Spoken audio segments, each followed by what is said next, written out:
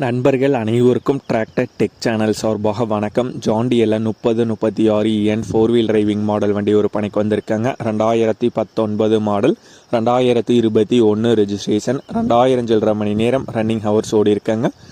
FC insurance tax கரண்ட்டில் இருக்குது. Owner single ஓனருங்க. 4 டயருமே புதிய டயர்கள் தாங்க. வண்டி ஷோரூம் கண்டிஷனில் இருக்க வண்டி தான். வண்டி இருக்கும் இடம் சேலம் மாவட்டம் ஆத்தூரில் இருக்காங்க. விலை ஓனர் தரப்பிலிருந்து 5,50,000 ரூபாய் கேட்குறாங்க.